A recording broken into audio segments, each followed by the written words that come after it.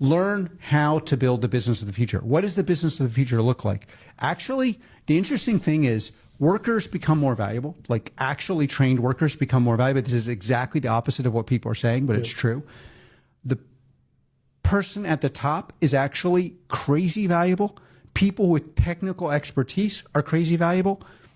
And everything else is going to be done in Foundry, Ontology, and something like an FDA. So like the orchestration of the business is completely different. Yeah. Where are Fortune 500 companies getting screwed by these AI pilots? We saw this stat, like 95% of AI trials in the enterprise aren't converting. Like, what's going on there? What does it look like when somebody sells someone? Well, I mean, there's a technical reason. These LLMs are probabilistic. They're not precise.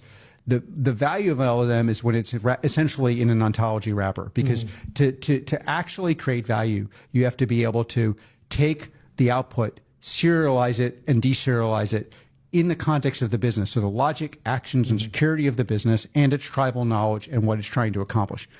LLMs are vertically crucial, but the error bound is very, very, very narrow. And the way you actually do LLMs in the real world, not in theory, is that you essentially put them in a concatenated chain where each single thing has to be done as a discrete unit, because otherwise the underlying math is 95 times 100 separate chains. It's like totally unreliable. Yeah. And if you do it any other way, you're getting a steak dinner.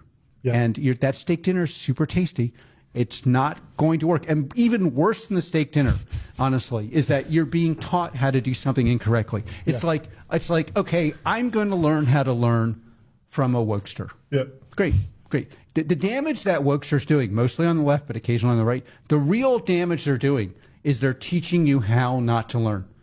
Like, and if you just pick your favorite person, right, left, center, who's just selling complete garbage. It's all conspiracy, the whole thing. Yeah, it's like there's no such thing as building. There's no such thing as agency. You can get away with that BS. Well, if you want to, like, Palantir's lifted. One of the things I'm proudest about in the world is we've lifted people from their mom's garage to their own house. Millions of people. You want to stay in that garage, you listen to those people. And it's the same thing happens in enterprise. They're selling you something where you think you're getting laid and you're getting fucked.